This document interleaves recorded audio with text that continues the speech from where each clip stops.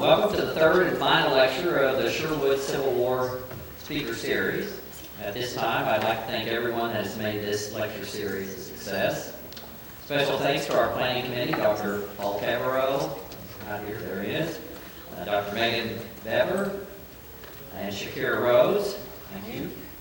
We greatly appreciate and thank Missouri Southern State University, which includes MSSU President Dr. Alan Marble, MSSU Executive Vice President Dr. Brad Hodson, Judy Stiles and Bill Hunt of KTCS, Kyle Van in the booth, and I'm having a senior moment, but we thank you for working the camera for us. Thank you. I always appreciate my very knowledgeable and loyal Sherwood Civil War Park members, Paul Lewis, Jim Ridenhour, Chris Dukes, Jeffrey Mann, Joseph Magg, Dr. Virginia Loss, Alan Shirley, Bob Harrington, Galen Ewing, Wayne Peace, John the Mayor, Gary Shaw, as well as Jasper County Commissioners John Bartosh, Darius Adams, and Tom Flanagan. We've had two outstanding lectures, and tonight we continue to deliver one more with our keynote speaker, Dr. Ian Spurgeon. Dr. Spurgeon's topic is quite fascinating and most appealing since it has direct connection to our project at the Sherwood Raider Farm Civil War Park. Dr. Ian Michael Spurgeon is a native of Wichita, Kansas. He received his Bachelor of Arts and Master of Arts in History from Kansas State University. In 2007, he completed his PhD in History from the University of Southern Mississippi. Following completion of his PhD, he became a historian for the 18th Wing at Kadena Air Base in Okinawa, Japan, which is the largest combat wing in the United States Air Force. In 2010, Dr. Spurgeon accepted a position at the Defense POW Missing Accounting Agency, that's the DPAA in Washington, D.C. This is an agency dedicated to recovering and identifying missing U.S. service members from past wars.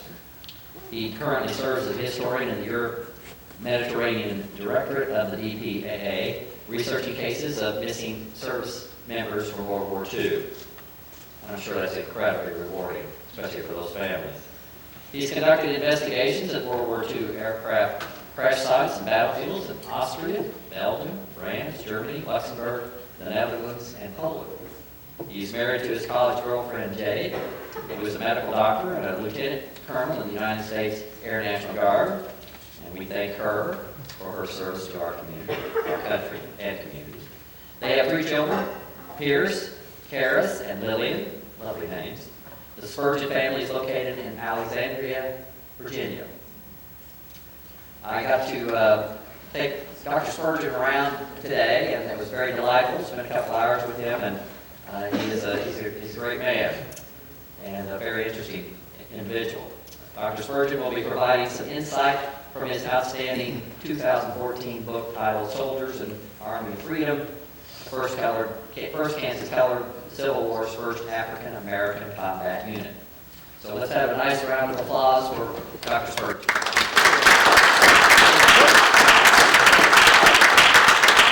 Thank you very much.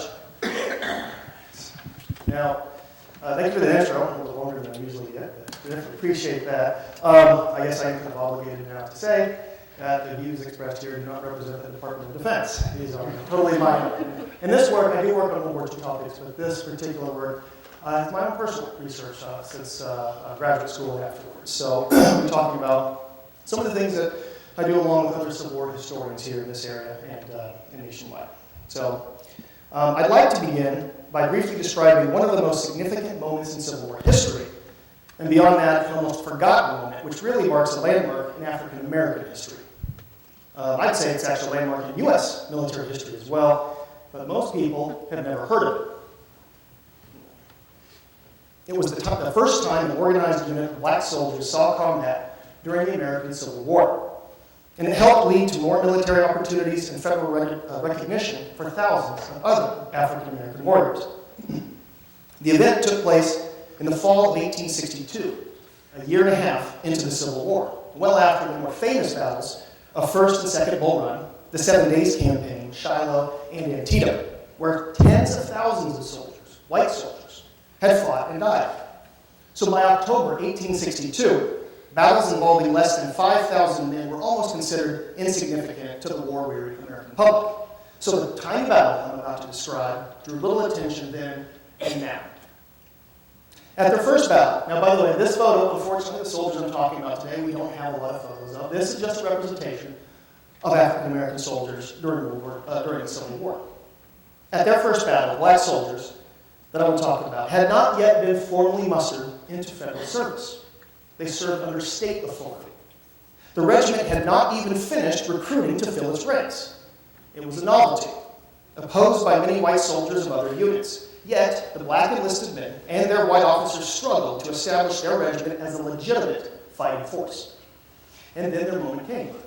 Following reports that Confederate guerrillas were operating a few miles away from the Union camp, federal officers ordered a detachment of the regiment to chase them away. Captain Henry Seaman, commanding one section of black soldiers, led 70 of these new recruits. Major Richard Ward commanded a second detachment of 150. Accompanied by a handful of white cavalry scouts, this battalion of fugitive slaves, freed men, and abolitionist officers marched with great anticipation out of their camp and into secessionist territory for their first combat. They were excited. They were ready. They covered nearly 20 miles their first day without any action, without even seeing anyone else. The next day, however, they got their first glimpse of the opposition. While tramping up the eastern bank of the creek, the Union soldiers spotted a group of horsemen cautiously watching them from the hill 1 mile to the southeast. With the enemy alerted, Ward and Seaman marched their men forward in search of a defensive location. They came upon a farm owned by the Toothman family, known as secessionists.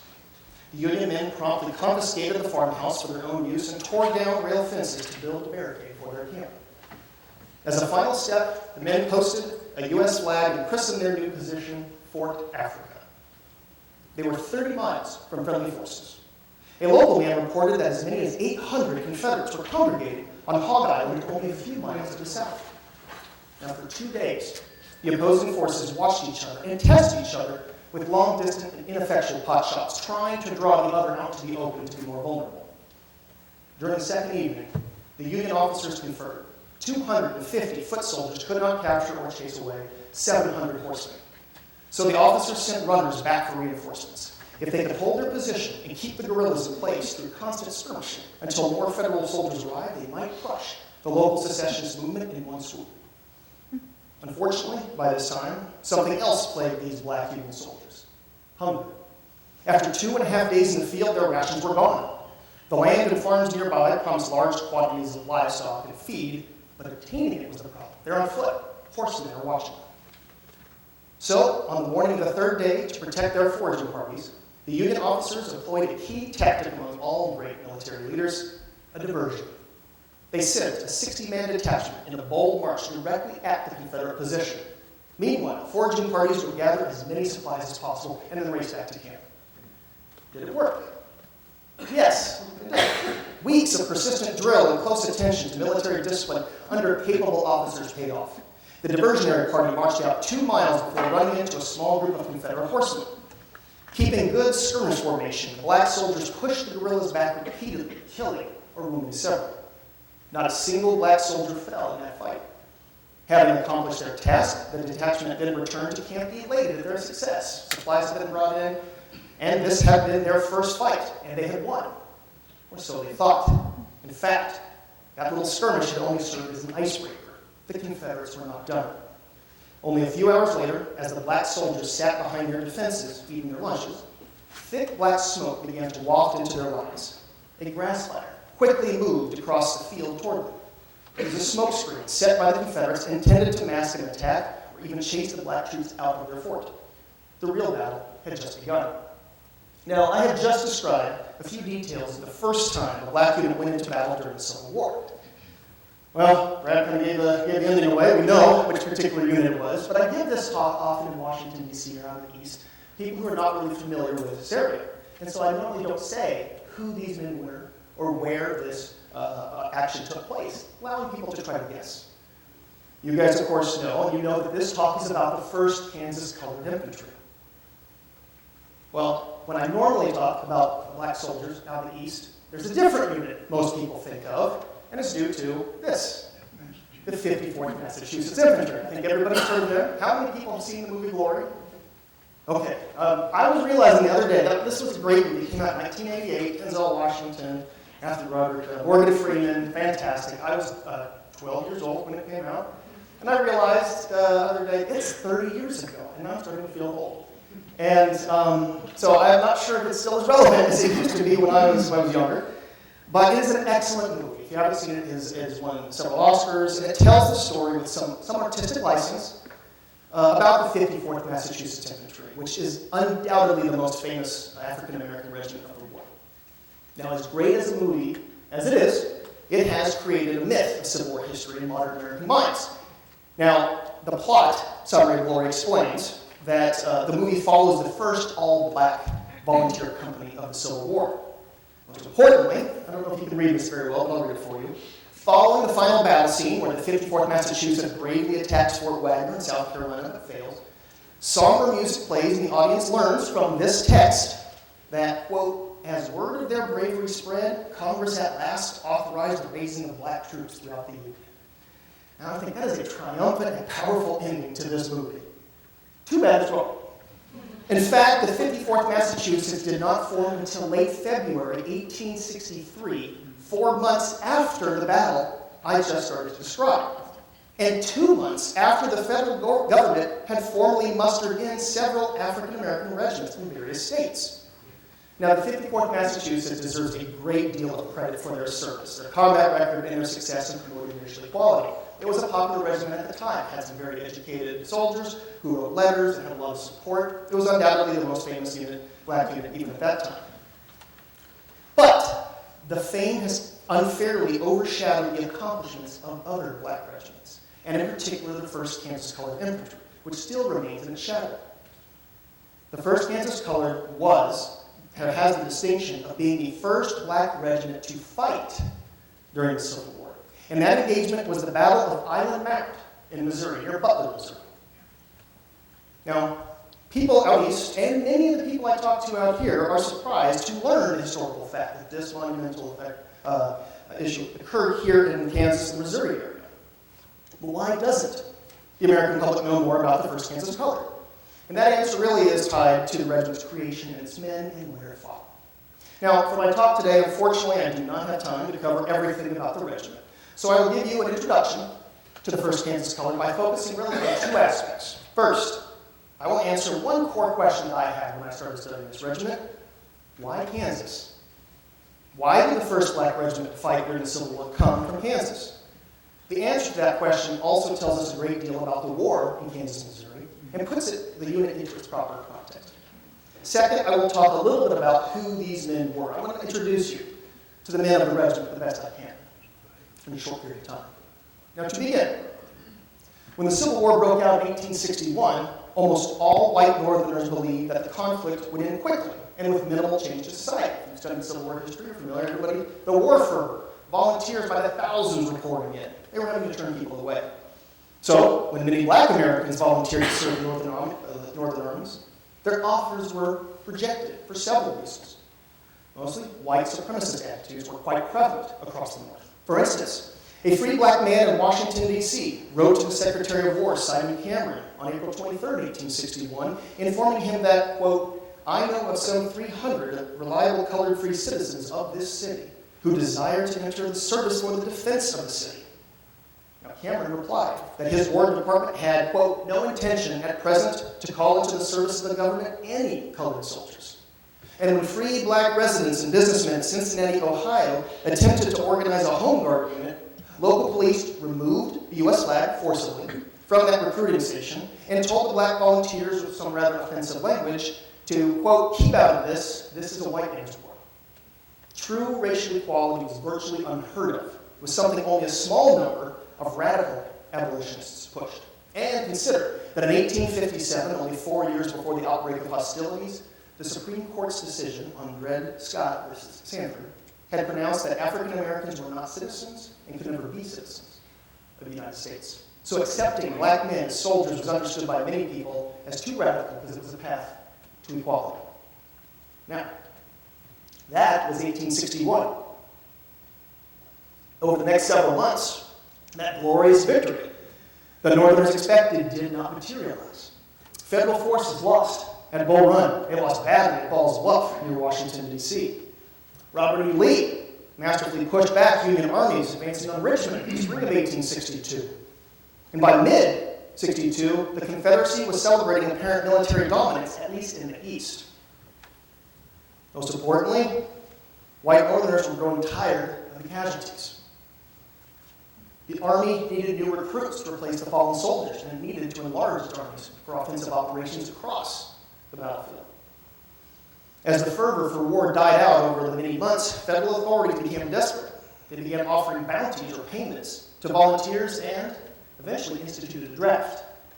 Now this problem affected Kansas in particular. First, it had to do with geography. Kansas was the western edge, the frontier of the contiguous states in 1862. It was distant from Washington, D.C. and the campaigns of the East, and therefore received less attention from the federal government and relied more upon its own state and local authorities for wartime issues. Next, its neighbors include Missouri, where we are now, Indian Territory, Oklahoma to the south, and Arkansas to the southeast. Now, these areas were either parts of the Confederacy or had strong pro-secessionist populations and Confederate forces operating with them. So Kansas, along its borders, its eastern and southern borders, had what many believed a direct threat. The Missouri-Kansas border in particular was a major concern for state authorities. It's nearly 200 miles long. And Kansas in 1862 had fewer than 12 regiments on hand to guard that border. So military officials in Kansas needed more men to manage these concerns. The question naturally became in 1862, where would we get them? This gets now to population. In 1860, the white male population of Kansas was 57,000, and some of those were children. The Civil War regiment was officially 1,000 men. So with 12 regiments, approximately 20% of Kansas's male population was already serving by mid-1862. You start pulling more than that, you're hurting the labor force, as well as public morale. So where would the new recruits come from? Well, Native Americans was one option. Some were recruited, but many Native American communities favored the Confederacy, so you weren't always getting support in that area. What about African Americans? In 1860, the official black population of Kansas was 625.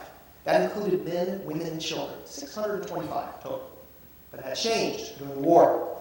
As the Civil War raged, thousands of slaves from Missouri, Arkansas, and Indian Territory ran away to Union armies and the closest area of freedom, which was Kansas.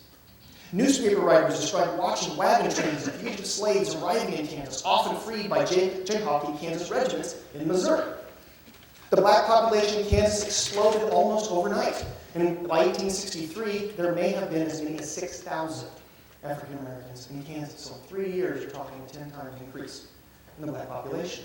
Now, these were the factors in play by 1862, but there was one last crucial part to the creation of this regiment. You can have the need, you can have the population, but you need somebody, leadership, to put it into action. And most of that credit can be placed upon the shoulders of one man. One of my favorite military and political characters in Kansas and U.S. history, this guy. James Henry Lane. And I love this photo of James Henry Lane. How many people here have heard of James Henry Lane? 4, 5. Okay. So, oh boy, I could talk about him for days. This isn't his best picture. I love this photo too because, I guess it's assumed it's not his best picture. But as you think about this, in 1850s, 1860s, it was a big deal to get your photo taken. So the fact that he did that, really, I think he did it intentionally because of his character and who he was. But to introduce him a little bit more, I'll give him a more respectable photo. How about that? He is really one of the most interesting and controversial men of the Civil War. Originally from Indiana, Lane moved to Kansas Territory in 1855 to build a political career as a Democrat. He was a one-term congressman from Indiana, a Northern Democrat, whose support of the Kansas-Nebraska Act had cost him really re-election. So he moves out to Kansas in 1855 with the idea of, I'm going to become a Democratic congressman or senator out in Kansas. I've got connections. That's what he's thinking. But what he found was a territory in turmoil. There wasn't the old Democrat and Whig fight or Democrat and Republican fight. It was whether are you pro-slavery or are you anti-slavery, are you free state? Now, Lane was not an abolitionist, but he was a Northerner and backed in generally the anti-slavery faction. He was actually kind of a moderate. But events during bleeding Kansas radicalized Lane against slaveholders. through his force of character and his military experience. In the Mexican War, which he was a lieutenant colonel, had led troops into combat. So he was a politician, but he had legitimate military credentials and experience. He became a notable leader of the Free State movement in 1855, 1856, and 57. During the Bleeding Kansas conflict, when the political debate in Kansas turned to bloodshed, Lane personally led anti-slavery militia units against pro-slavery forces. He became a powerhouse in the Free State faction in Kansas. In 1861, when Kansas finally entered the Union as a free state, Lane had secured a seat as a U.S. senator. He was politically ambitious. And he went to Washington, D.C. in the middle of a secession crisis and personally organized a volunteer militia to guard the White House shortly after Fort Sumter. So he actually was among the first of the president's bodyguards at that time. Maybe a little bit of a publicity stunt. He was definitely an opportunist, but it also ingratiated him to Lincoln. He became pretty good friends with Lincoln during this. That helped him in the fall of 1861 to get back into Kansas and start raising troops, and he wanted to lead his own brigade of volunteers of Kansas soldiers into Missouri. And I was trying to emphasize that to people. I mean, the Civil War is quite different, but can you imagine any U.S. senator today taking control of troops in Afghanistan and leading them into battle? That is literally what happened here. Lane, on a horse, leading Kansas troops into Missouri. Now, he wasn't really fighting major Confederate forces, but he was getting on the ground in front of troops, and it was very, very controversial. His actions against pro-slavery forces in Kansas before the Civil War and his military campaigns into Missouri. Has anybody here heard of Osceola? Probably also reason some people haven't heard of Osceola. Lane's forces basically destroyed the town in a raid there in 61. So he was basically a jailbird, turned jailbird. They led to his infamy. In fact, here you have a cartoon that says, "The Popular Southern View of Jim Lane." And so when you see that poster or the photo of him with his hair crazy like that, he liked to foster that image of him as a wild man against his enemies. So in 1861, and then in 1862, Lane, who wants action, he's a political leader, but he was critical of federal forces who weren't moving forward. He was critical of McClellan, people like that. He recognized some of the limitations. He knew that Kansas had limited manpower. He was among the first to see an answer in the hundreds of black men, those fugitive slaves streaming into Kansas from Missouri. Now, Lane cared little for the plight of African Americans, but he saw them as a means to an end of secession. In October 1861, Lane spoke to a group of Indiana soldiers about how his white soldiers freed slaves during their campaigns in Missouri only weeks before. He was a great scout speaker, so he would get up in front of a crowd and start trying to get them to his political side. And what he said in one instance was, "Well, we have repeatedly demonstrated that a heavier blow is dealt out of the realm of secession in the abduction or freedom of a slave than in the killing of a soldier in arms. I may put this truth in a stronger light still. Abduct from the same family a slave and kill in arms a son, and the loss of the slave will be regarded as the greater misfortune." I think he's probably exaggerating there a bit, but what he was trying to emphasize, though, is strike at slavery and you're winning the war. He also realized that liberated black men could fight secessionists. His ideas began as taking a more passive role. For instance, in a different talk, he told one audience of his experiences during the Mexican War under Zachary Taylor, when Americans reportedly rode upon the site where Comanches had massacred some Mexican families. According to Lane, and to his audience, General Taylor looked over the scene and said, "The Comanches seem to be fighting on the same side we are. We won't interfere with them." And Lane told that story, and he let it sink in for his audience. And then he said this, he made his point. "I don't say I would call the Comanches, but I do say that it would not pain me to see the Negro handling a gun, and I believe the Negro may just as well become food for powder as my son." Now, that was a key logical point for many white Northerners, especially those who may have opposed black military service early on. The necessity of sending more soldiers into this long and bloody war meant more death, more wounding, more pain. Why not send black men to fight, especially if it saves your son? They could fight and die, relieving some of the burden from white soldiers. In 1861 and 1862, this is starting to fall on some sympathetic ears. And to liberate slaves and turn them against their foreign masters was the ultimate vengeance against secession. So he's saying this is hit them where it hurts and make them pay. Now, in 1862, because of his actions and aggressiveness, he was able to secure some recruiting authority in Kansas. And in August 1862, he authorized the creation of the first Kansas Colored Infantry. It was his political clout, military clout.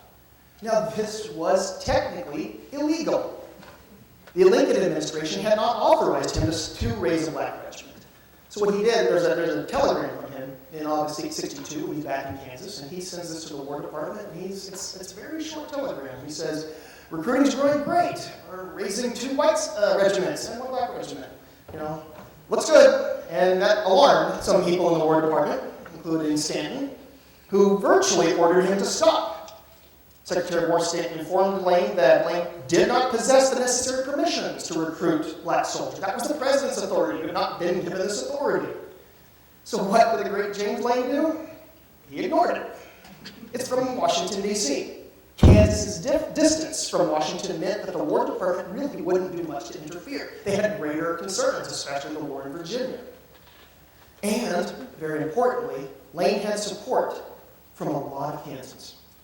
The state had a large number of abolitionists, veterans of the territorial struggle for Kansas statehood, leading Kansas. Many of these abolitionists were combat veterans from white Civil War units during the first year of the war. This gentleman here, James Williams, became the colonel of the 1st Kansas Colored Infantry. He was a member of the 5th Kansas Cavalry, had experience. So you're bringing in men who believe in the cause and have the military credentials to put it into action. Lane began ordering some of these officers, these white officers, to go across the eastern border of Kansas and recruit fugitive slaves into this new black regiment.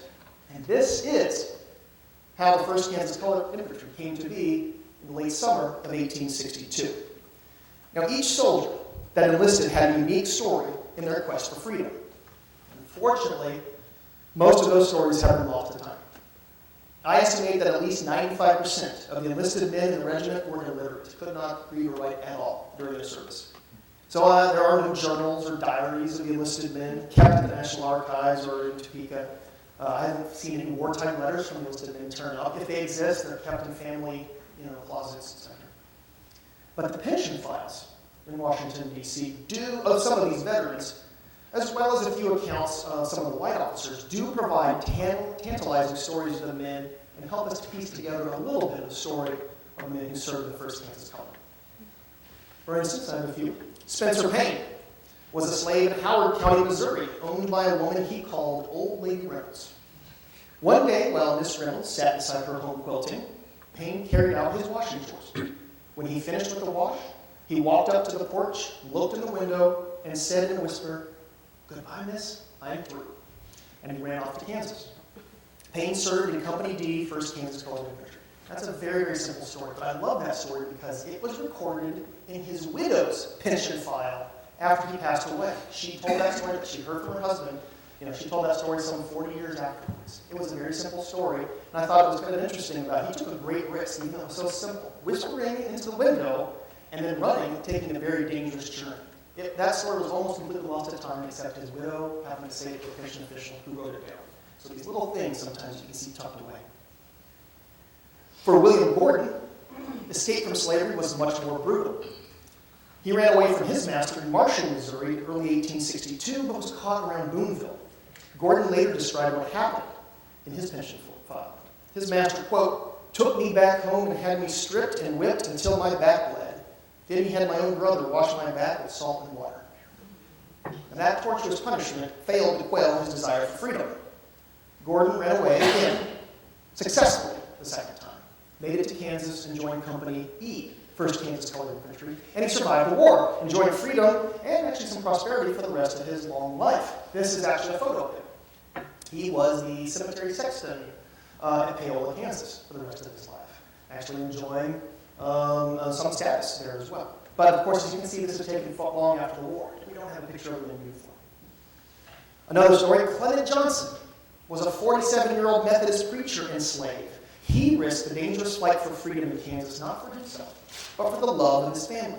His wife and children remained in slavery in Tennessee, but he vowed to establish a foothold in a free state and help them escape. So he joined the 1st Kansas Colored Infantry and served as 1st sergeant. He was actually very well spoken, had a commanding presence. They saw that as a value. for these young recruits. He served in Company F of the 1st Kansas Colored Infantry.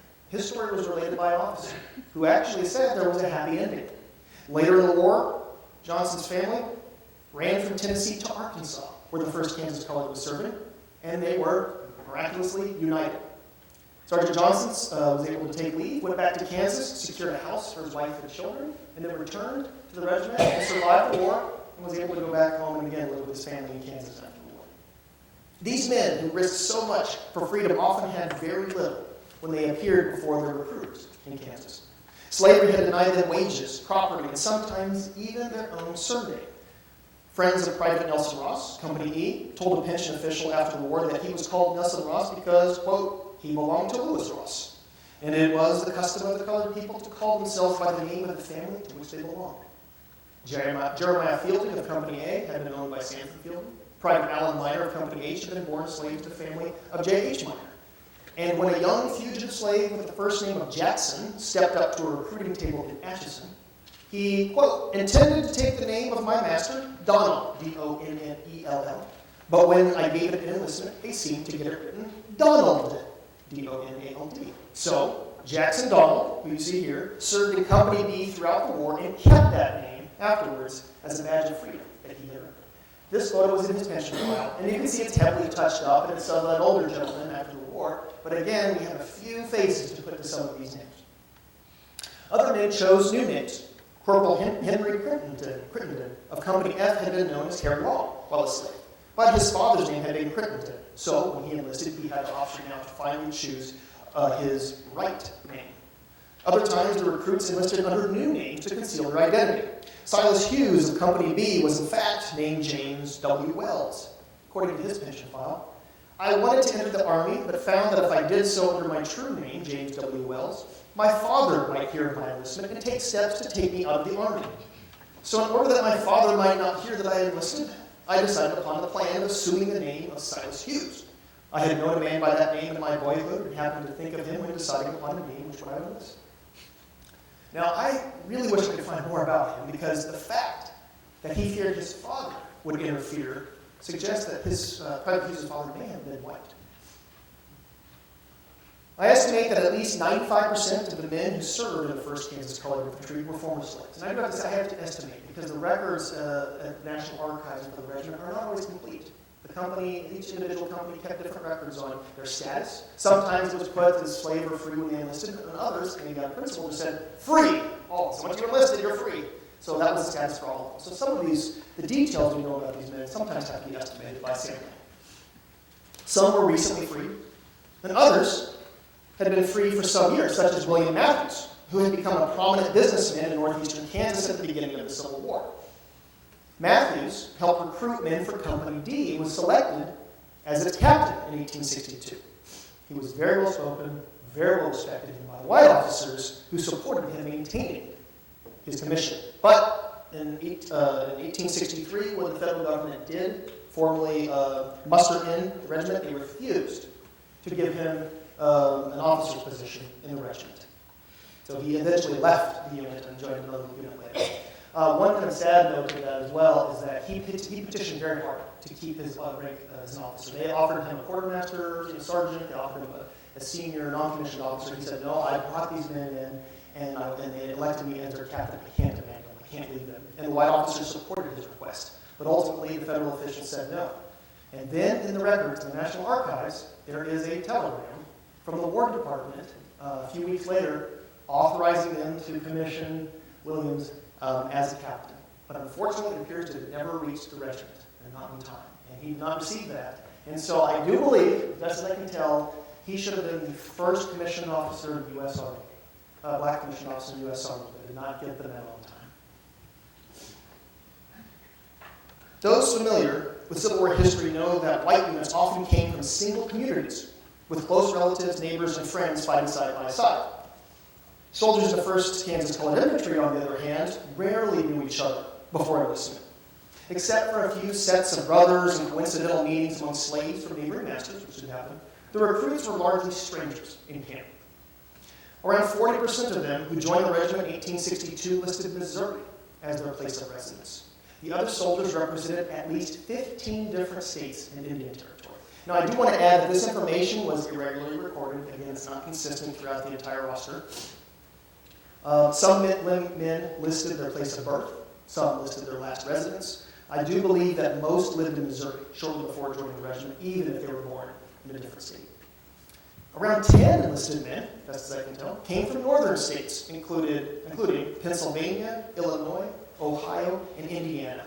And one of those Indianas really stood out, at least in a figurative sense.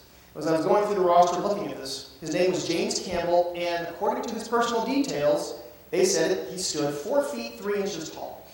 Now, there are a lot of errors in the records when you look at this, and you're like, okay, he's 5 feet 3, and then there was a clue. I think it's correct. His occupation was listed as racehorse jockey. I have no photo of James Campbell, unfortunately. The soldiers' ages varied from 16 to 50, with most being in the late teens and early 20s. Pretty typical for Civil War soldiers. And by the way, though, those ages are estimates by the soldiers themselves, since most did not know their exact date of birth. Some men gave their age based upon key events they remembered as children. One, for instance, said, I remember Mexican War soldiers coming home. Or even what presidents they remembered hearing about as children. Most were single, but several of the soldiers were married. Now, unfortunately, as slaves had no legal right to marriage, some men had become permanently separated from their wives and families before they fled slavery, and that separation sometimes was the contributing factor or the main factor for their escape in the first place. Now, from August through October 1862, these small recruiting camps across Kansas turned these young, strong, and for the most part eager black recruits into a well-trained and efficient fighting force. And I say for the most part because some of these men very much doubted whether they would be used as equal fighting soldiers. And they were not quite sure if they could trust the white officers. And they had reason. It wasn't easy. They were forced to use second-hand equipment. And this was not by the officers of the regiment. It was just because they got the hand-me-downs that the white regiments got. After the white regiments got the choice equipment. They were subjected to taunts and jeers of other white regiments and citizens nearby. And they were warned by a lot of critics that they would only be used for manual labor. And that was a real fear. Because there were a lot of people who were still arguing, you know what, we don't have to dig these trenches, we don't have to use manual labor, we can use black soldiers and let the white soldiers fight. But the need, that necessity for more soldiers in Kansas ultimately did ensure that they would see combat soon. And that was really it. The geography and the necessity of the Kansas-Missouri border meant that they had to use every available soldier for combat. And that's why it happened here in Kansas, Missouri. And in late October 1862 is when they got their opportunity to see their first fight. So I'll briefly get back to the ongoing battle there at a place called Island Mound, in which soldiers of the 1st Kansas Colored Infantry battled a larger force of Missouri guerrillas. And by the way, this image here is from Harper's Weekly, and it was in 1863 when it was published. It says down there, a Negro regiment in action, but it actually was printed in that newspaper along a small story about Island Mound. So we do believe this is actually somewhat of a representation of the battle we're describing at Island Mound. Where I left off, smoke was coming into the camp. That prairie wind blew it straight into Fort Africa, pushing that smoke into the faces of the Union men, stinging their eyes, and creating some confusion. Officers shouted out a call to arms and became alarmed. Enlisted soldiers scrambled for their muskets and their cartridge boxes. Captain Seaman organized a scouting party of 8 men under the command of John Sixkiller, a Cherokee who had joined the regiment with 5 of his own slaves from Indian Territory. Seaman ordered Sixkiller and his small group to get clear of the smoke and watch for enemy movement. And he cautioned them to stay within sight of camp. They were just supposed to be scouts. Sixkiller and his small group charged out of camp with their muskets at the ready. Upon clearing the smoke, they could see the Confederate soldiers waiting in the distance. And that sight proved too tempting. This 8-man detachment rushed forward and out of view from the camp. Frustrated, Seaman called for Lieutenant Joseph Gardner and 16 enlisted men to find the Cherokee and his party and bring them back. Within a few minutes, soldiers at Fort Africa could hear the clear sound of musketry. The action remained hidden from view by terrain and thick smoke, only increasing the tension among the main body of troops. Rather than pull Sixkiller and his men back to camp, Gardner's relief force had joined them in the skirmish and kept moving further away. As Ward and Seaman prepared the rest of the men for action, a captain and a lieutenant grabbed their muskets and then they ran out of camp toward the action. It was clearly turning into chaos. Those 2 officers found the 25 or so black soldiers and Captain Gardner skirmishing with a small group of Confederates a half mile away from the camp. Now together, that small group pushed back the enemy from the high ground to a low patch of woods, and then, confident with their success, prepared to return to camp. What they did not know, though, was that Confederate withdrawal had been planned. It was a diversion itself, intended to draw that small detachment further away from camp, isolating them from the rest of the 1st Kansas Cavalry. From a distant wood line to the east came riding 130 guerrillas, ready to destroy that small group of Union soldiers. Upon seeing this, naturally, the detachment broke into a quick retreat. But if they could not make it back to camp, they hoped to take cover in a ditch or ravine. But they couldn't make it. Reinforcements coming out of Fort Africa watched helplessly as a Confederate horseman charged at the badly outnumbered comrades almost a mile away. When the Confederate horsemen were 400 yards from the fleeing infantrymen, they let loose a loud rebel yell. But they held their fire, waiting until the last crucial moment to unload their pistols, shotguns, and carbines on the infantrymen. Simultaneously, at the last moment, the Union soldiers turned upon their attackers and fired their muskets at point-blank range. A few horsemen went down, but the rest crashed into the Union detachment, blasting their pistols and swinging their sabers at the scrambling infantry. The black soldiers were hit from all sides. A bullet struck the left shoulder of Private Edward Curtis, passing through his body and lodging under the skin near his shoulder blade. Moments later, another bullet hit him in the lower back. Seconds after that, a third bullet smashed into the left side of his mouth and cheek, destroying the teeth and ripping apart his tongue before exiting near his right ear. Private Shelby Bandon also fell from a flurry of bloody wounds. A bullet ripped through his belly and exited from his hip, while another lead ball glanced off a rib. A Confederate sword sliced open his lower back, and he received a smashing blow to the head from the butt of a musket. Though out of the fight, both Curtis and Bandon somehow survived their wounds, which is why we know about it, because they recorded their injuries after the battle. One guerrilla used his horse as a weapon, charging directly over a black soldier and sending that soldier tumbling to the ground. The soldier raised his head to regain his composure, only to see one of his lieutenants, it was Gardner, fall wounded in the hip a few yards away. The guerrilla sprung from his saddle and pounced upon the incapacitated officer. The description was, like an executioner, the Missourian pointed a pistol at the back of Gardner's head and growled, "There, goddamn, you take that," and pulled the trigger. His grisly work accomplished, the Confederate turned away to remount his horse, but only took a few steps before he was shot down by the black soldier who was recovering from the collision with the horse. Now, amazingly, Gardner happened to turn his head just as that Missourian pulled the trigger, and the bullet only glanced off his head, and he survived, basically near execution. One Missourian cried out for them to surrender. And according to a witness, the black soldier screamed "never" and thrust a bayonet, spearing the Missourian and creating, quote, a hole big enough to let out a dozen lives. There were still these very romantic descriptions of the battle at the time, but it still underscores just how deadly the fight was. John Sixkiller, the Cherokee, whose urge to kill the enemy had hastened the bloody confrontation, carried out his work with ruthless efficiency. Turned out he was a very good fighter. He shot 2 Confederates, bayoneted a third, and smashed a fourth with the butt of his gun before he himself fell, wounded and mortally wounded, of 6 bullet wounds. The vicious fighting continued. Major Ward, watching the fight unfold from a distance, recalled, "I had witnessed some hard fights, but I never saw a braver sight than that handful of brave men fighting 117 men who were all around them and in amongst them. Not one surrendered or gave up a weapon." The stubbornness of the Union detachment kept the Confederates' attention and allowed a larger group of black soldiers, those reinforcements from Fort Africa, to finally reach the scene. They blasted into the horsemen from 2 sides, stunning the Confederates and turning the tide of the battle. The rebel horsemen retreated, leaving their dead on the ground, with the black soldiers in control of the battlefield.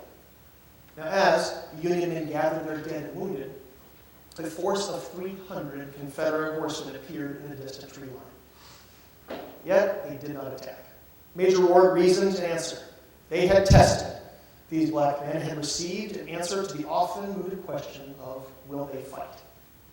The 1st Kansas Colored lost 8 men killed and 11 wounded that day.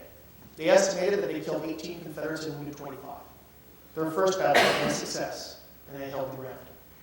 Now, the 1st Kansas Colored finished the war with an impressive combat record. They were instrumental in the Union victories at Cabin Creek and Honey Springs in Oklahoma, but they also suffered some devastating losses. At 2 different engagements, one at the Raider Farm, which was also called Sherwood, Missouri, in 1863, and the other Flat Rock Indian Territory, 1864. Small detachments of men were attacked by superior Confederate forces and virtually wiped out. And at the Battle of Poison Spring, Arkansas, in 1864, the 1st Kansas Colored faced 5 times as many Confederates for over 2 hours before they were finally pushed off the field. The regiment at that battle lost 110 men killed and 65 wounded.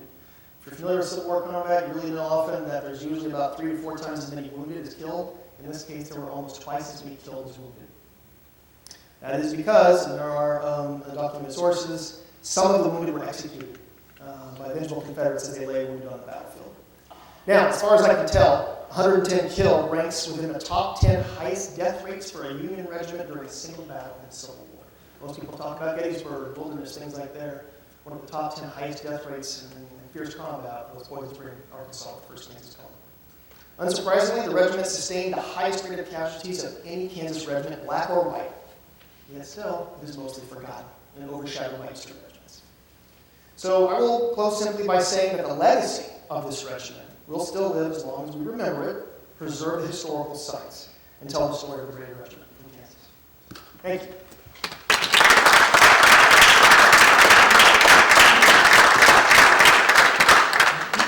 Outstanding. Any questions for Dr. Spurgeon?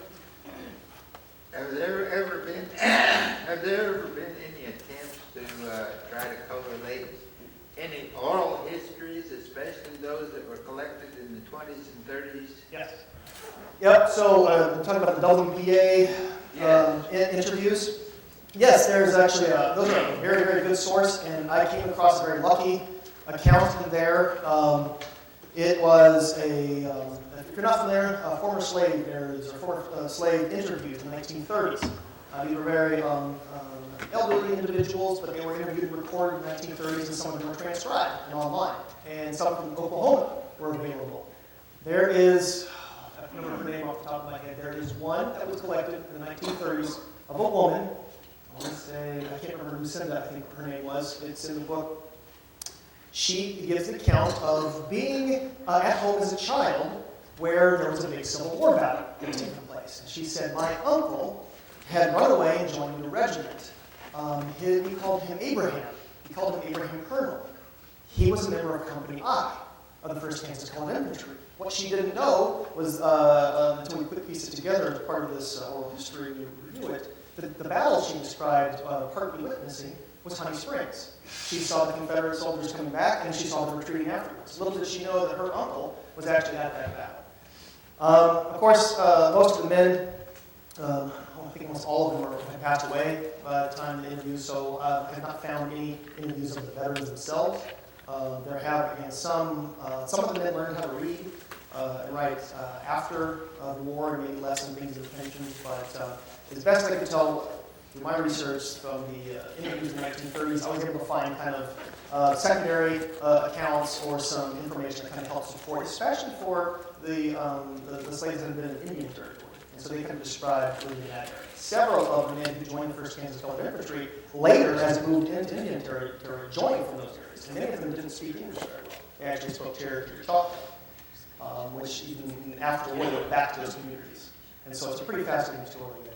I will add that my description of the enlistment was in 1862 and 63. The regiment went into what's now Oklahoma in 1863 and then into Arkansas in 1864. It continuously recruited men into its ranks to keep its numbers up. And so later in the war, you have a lot of men from Arkansas.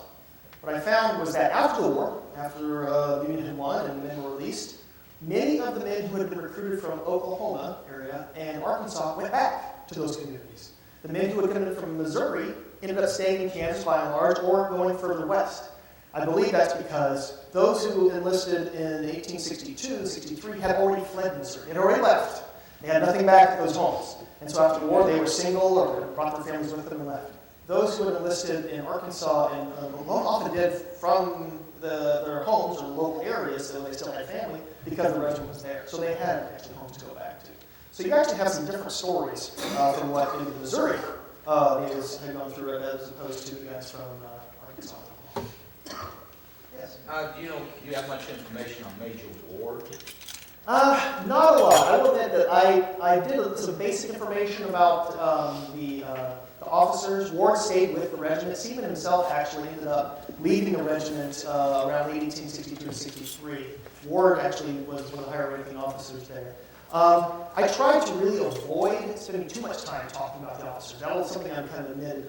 It would be very easy, and it has been easy for people to write articles about white officers because many of them were very well educated. A lot of them were New Englanders. They left letters, etc. And I was trying as hard as I could to not too heavily influence the book on their story or their account. So I read a lot of his reports. He wrote some very good battle reports during the war, but I did not follow him after the war. Well, I'm just wondering because he's very crucial at Raider Farm, and especially since the archaeological find, he was the one that they rallied with. Yeah. And so, you know, the hope is to eventually get some kind of a report from him because he might be able to tell the story. Yeah, and that's the thing. Actually, I'll bring that up, and Brad and I were talking about this today. What's really crucial about local history preservation is that local historians can really delve into both the records as well as sometimes the archaeology to develop stories that historians are doing kind of comprehensive. You could never get into so much detail. So I'm really excited to hear about the Raider Farm project and how it's actually changing a little bit of the story of what happened at that fight. For those who are not familiar, the traditional story is, as I use my book from the records, was a detachment of men who were with a few white artillery and cavalry are collecting supplies in Sherwood and are basically hit by Confederate guerrillas and virtually wiped out. I mean, basically caught without their muskets at the ready. They're almost completely wiped out. A few stragglers get back several miles to the regiment back there in Kansas. And by the time they can send a response, of course, you know, the guerrillas are long gone. And they have a couple of black soldiers as prisoners. And there was kind of an exchange of insults back and forth, etc. And retaliation by the 1st Kansas Corps when they came back. They burned down the farmhouse with the bodies of both 1st Kansas Colored as well as civilian executed in retribution. And so it looks though there may have been more of a fight than originally described by the records.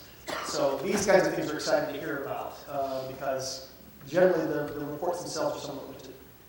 One other trivia thing here, I think it works out this way, and I don't know if I read it in your book or I was looking on the 54th Massachusetts. On the day of May 18th, 1863, the 54th Massachusetts has received its colors and are doing their big parade like you see in the movie.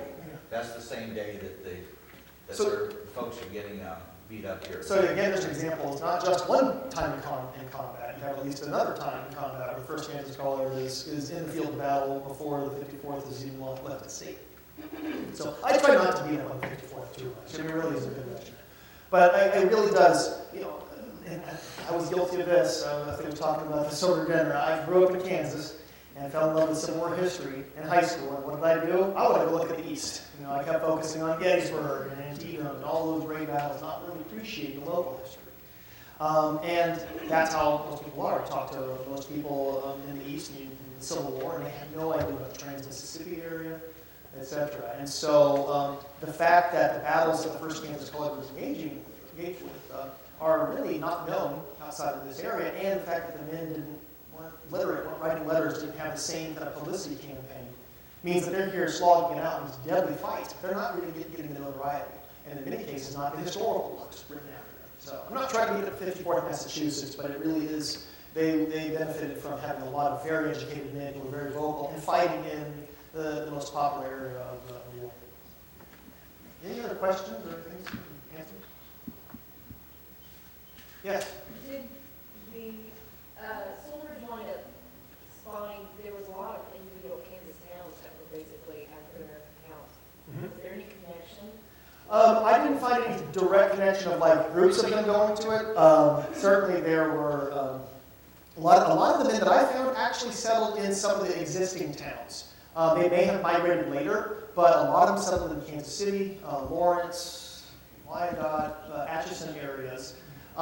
Some of them did migrate, but I think that a lot of the African-American towns you see in Kansas were also from post-Civil War migrations. I did find several of the men, not even several, we're talking out of like, there were 2,000 men that served the regiment throughout the course. I mean, if you count, casualties and people replacing them. Only a handful, but one ended up in Minnesota, one ended up in Idaho. I mean, some of them went very, very far west. But it really seems that they just kind of just scattered to their own interests. And if there is an association or a group to a town later, it was mostly by coincidence. It didn't seem like they really settled like as a group. They just went their separate ways. Any other questions? I could talk about this all day. Yeah. I'll ask, when Jim Lane was forming the group, Yeah. I've had some people talk, I don't know if you found anything, that he supposedly, he had the right to form militia in Kansas, as long as they didn't need the state. And that's how he kind of, they say he legally got around it, Yeah. because, hey, the best way to defend the state, attack the other state that's attacking Yep. you. But I didn't know if you found any specific records or anything that may have pointed that that's how he kind of manipulated it. Well, best as I could tell, I mean, Lane, he always pushed the envelope and the boundary, and that was part of his force of personality. I think he was, I'm not a psychologist, I think he was bipolar. I think he just got into these, they talk about his energy level just spiking, and then he'd go into depression. For those who don't know about James Lane, he committed suicide in 1866 during fallout, during Reconstruction, and so he had these highs and lows. And people would talk about his just almost, manic focus. He would jump on a horse and ride all night, leaving guys behind him to, during the Leading Kansas episode. So he has been widely criticized by a lot of historians. I kind of defend him. I'm not saying he's a good guy, but he's fascinating. And I think he often was a man who said the end justifies the means. Is maybe one way to put it. And therefore, I found no response. There's absolutely no response from him to the War Department, and I assume he just saw that and was like, yeah, come stop me, And he knew it, but he had powerful friends too. So his raids into Missouri were very, very controversial.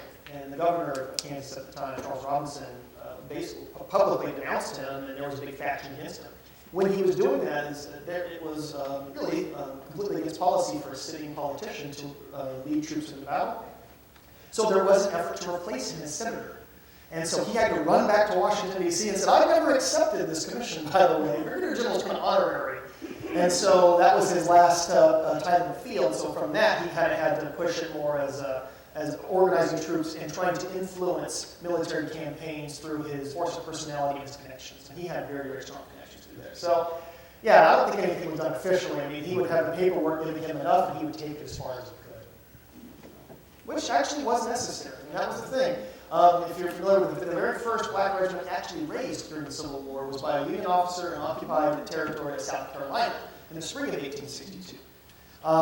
He also notified the War Department of his efforts to raise liberated slaves, which was not done very well. And the War Department came back and told him he wasn't allowed to do it, so he basically backed off.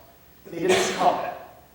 Lane was the kind of person to not take no for an answer. So he pushed it forward and got him in the field. And again, because of the need for troops, these men were able to see combat long before they went to peace. So, any other questions? Well, thank you all for coming out tonight. Thank you, and have a safe drive.